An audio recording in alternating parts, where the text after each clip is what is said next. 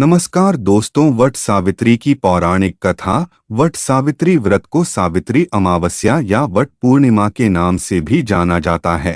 इस व्रत का हिंदू धर्म में बहुत महत्व होता है। इस साल यह व्रत 6 जून 2024 के दिन रखा जाएगा। इस दिन सुहागिन महिलाएं अपने पति की लंबी उम्र के लिए व्रत रखती हैं। माना जाता है कि इस व्रत को करने से पति को तरक्की मिलती है और जीवन सुखमय होता है। पौराणिक कथा के अनुसार राजर्षि अश्वपति की एक पुत्री थी जिसका नाम सावित्री था। कुछ वर्षों के बाद जब उसकी बेटी बड़ी हो गई तो उन्होंने उसका विवाह करने का विचार किया। उन्होंने अपनी बेटी के लिए योग्य वर की तलाश की, लेकिन उसकी तलाश पूरी नहीं हुई, इसलिए उन्होंने अपनी बेटी से उसकी पसंद का वर ढूंढने को कहा। कुछ समय बाद सावित्री की मुलाकात द्युमत्सेन के पुत्र सत्यवान से हुई, जिससे विवाह करने की इच्छा से वह अपने पिता के पास पहुंची। सत्यवान अल्पायु थे, जिसकी जानकारी देवर्षि नारद ने उनके पिता राजा अश्वपति को दी। यह सुनकर उन्होंने सावित्री को विवाह न करने की सलाह दी। इसके बावजूद भी सावित्री नहीं मानी और विधि विधान से सत्यवान से विवाह किया।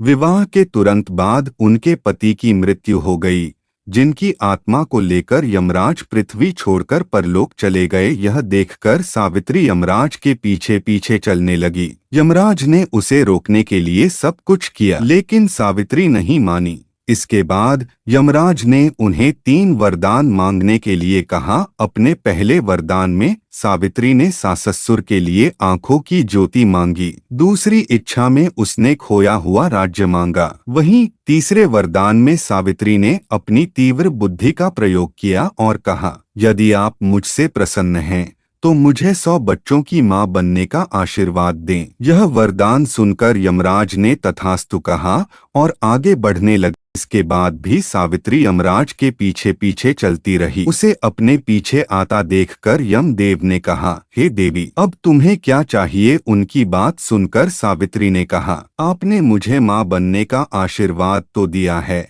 लेकिन पति के बिना मैं मां कैसे बन सकती हूँ? यह सुनकर यमराज दंग रह गए और उन्होंने तभी सत्यवान को पाश से मुक्त कर दिया। सावित्री पुनः उसी वट वृक्ष के पास लौट आई जहाँ सत्यवान मृत पड़ा था। सत्यवान के मृत शरीर में फिर से संचार हुआ। इस प्रकार सावित्री ने अपने पतिव्रता व्रत के प्रभाव से न केवल अपने पति को पुनः जीवित करवाया, बल्कि साससुर को नेत्र ज्योति प्रदान करते हुए उनके ससुर को खोया राज्य फिर दिलवाया। तभी से वट सावित्री अमावस्या और वट सावित्री पूर्णिमा के दिन वट वृक्ष का पूजन अर्चन करने का विधान है। यह व्रत करने से सौभाग्यवती महिलाओं की मनोकामना पूर्ण होती है और उनका सौभाग्य अखंड रहता है। कथा का सार यह है कि एकनिष्ठ पतिपरायणा स्त्रियां अपने पति को सभी दुख और कष्टों से दूर रखने में समर्थ होती है। जिस प्रकार पतिव्रता धर्म के बल से ही सावित्री ने अपने पति सत्यवान को यमराज के बंधन से छुड़ा लिया था। इतना ही नहीं, खोया हुआ राज्य तथा अंधे साससुर की नेत्र ज्योति भी वापस दिला दी। तभी से विवाहित महिलाएं वट सावित्री का व्रत करने लगीं, ताकि सावित्री की तरह वे भी सौभाग्य का आशीर्वाद प्राप्त कर सकें। तो दोस्तों, कहानी जरा से भी अच्छी लगी हो तो वीडियो को एक लाइक कीजिएगा, चैनल को जरूर सब्सक्राइब कीजिएगा ऐसी ही वीडियो के लिए। तब तक के लिए धन्यवाद दोस्तों, आप सभी स्वस्थ रहें, मस्त रहें। राधे राधे।